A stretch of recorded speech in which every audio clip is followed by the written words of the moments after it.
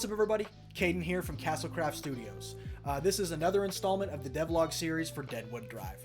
If you're new here, I'm going to leave the previous videos in the description. I'm going to leave the download link if you want to play this bad boy, this alpha demo from itch.io, in the comments. Until I'm verified on this second channel here, I can't put any other external links in the description, so it'll be in the comments. Thank you guys for checking this out with me. Thank you for tuning into this series. I hope you're enjoying it. I'm having a lot of fun doing all of this. I'm definitely looking forward to where we end up here at the end. And speaking of which, today is a big update. 1.3. The logs, instead of being confined to the truck, now they actually can move around in the truck, and if you're not careful, they can fall out. And of course, the game keeps track of all of that. There's no maximum wood count, so it's not just a maximum of 9 per load. As many as you can put in the back of your truck and not have them fall out, please put as many as you want back there now. No maximum count. I've also updated some of the modals and menus and dialogues. They look a little bit better. Yeah, I think that's about it. Without any more blabbering, let's actually see the game, huh? So here we are in the game. Let's go ahead and click new game. You'll notice the menu's full screen, a lot easier to read. I feel like makes you focus on what's being said when it's the whole screen rather than before when it was just like a square in the middle of the screen with the world still going on behind it. Made you feel like, to me, it made me feel like I wanted to just click the boxes and get them off the screen rather than actually reading them. Nothing of these things have actually changed, just, you know, they take up the whole screen now. So we'll go ahead and just click story to get it going here. And the first thing that we're going to notice when this loads in is two things. The first thing is going to be an objective tracker at the top of the screen, just like on the pause menu where it shows your objective from before. Now, not only that, is it also going to tell you at the top of your UI. So right here we have Talk to Vicky. No matter what the mission objective is, you're always going to be able to see it at the top of the screen. Now it's clear area. It's been updated just like in the menu. So next thing you're going to notice is the trees. The trees are a lot less dense. Well, this sign, of course, the Jack's Lumberyard have added that. That's pretty cool. But more importantly, the trees. I've spaced the trees out a lot. Not only does it help with performance, but it provides, and don't mind the traffic being broken. I will have to update that immediately after this. The traffic is broken right now, but there is a new gas station as well. But these trees being spaced apart, if I can keep track of my thoughts here, provides more playability because you can come in here and drive through them like this, you know. Or if you crash, whatever. But as long as you can see where you're going, you can pretty much drive there. Now, there's some parts of the map I have fenced off just to prevent the player from going out in the middle of nowhere and burning all their gas. But pretty much for the most part, you can drive in all the forests if they're like this. There are a few areas where the forests are more dense on purpose for mission objectives. So we got the mission objective text at the top, and we've got all the trees spaced more apart. Now, the thing I'm most excited about for this update, this 1.3 update, is right here. So trees are exactly the same. We're going to go ahead and save it. They fall into the truck now. See that?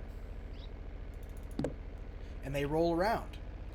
And if you overfill your truck, they will fall out and you lose those logs, and there's nothing you can do about it. So what I want to do is go ahead and get these logs fixed up. Let's get some music going. I've added a lot of songs on this update as well on the radio. I think before there was like 5 songs. Now there's like 20 something.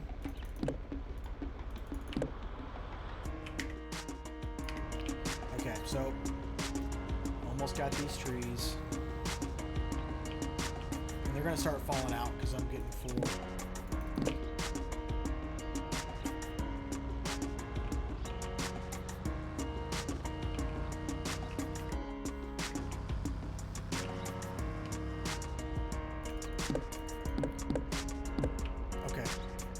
So I've got the trees. Some fell out. That's okay. They're being accounted for. Now we're supposed to go back to Vicky, right? Go back to the lumberyard, talk to Vicky just like before. This guy starts following us. But you're thinking, hey, now that these logs can move around and fall out of the truck, and they have physics to them, and this guy's following you, wouldn't it be cool if you could drop logs and crash people behind you? Well, if you press L, you do just that. Now right now, it doesn't necessarily crash him. He does kind of hop up over it. Sometimes it will mess him up. But I'm going to add a health bar to these guys that chase you. So when you drop enough logs, 2 or 3, they'll actually crash and quit moving. So once again, it's in the tutorial too. If you don't happen to see this, you'll know there. It's L to drop a log. And you can drop, you know, as many as you want.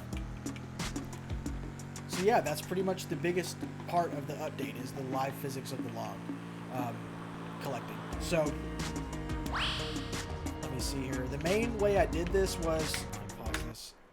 The main way I did this was before I just, when you clicked the trees, it would just populate a static image of a tree in the back of the truck, and that's why it was always in the same spot, and it would move with you and never fall out.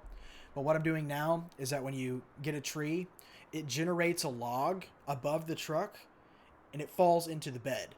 The bed is set up in a way that if the log is in there, it keeps track of it. If it falls out, it takes it off the counter.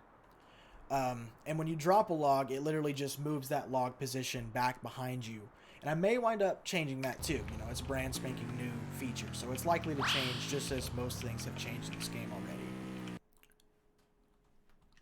Okay, one last thing before we call this video good. This one will be kind of a shorter one, but that's totally okay. We're going to have another one this weekend with another round of updates, so stay tuned for that. But I want to show you guys this before we take off. And once again, thank you guys for checking this out. I hope this update makes you guys even more excited as it has me. So what was I saying? Right, the trees. Here is the last mission area. You know, you talk to Jerry at the gas station. You come, you know, get these last trees, and then you keep going down the road, and that's where the factory is, right? And you got this back road now that you can take. But one thing you'll notice, and as the game progresses, we'll have different kinds of trees. This is the first instance of a new tree, pine trees. So as you go down this highway towards the factory, you'll notice that there are more and more of these pine trees. And eventually, I'll probably do the same sort of situation with a third tree once we get down the road several more missions. So yeah, we got pine trees now as well. So yeah. All right. So thank you guys for tuning in. Hope you enjoyed. I hope this update has got your mind going and making you want to play this a little bit more, or at least see more about it.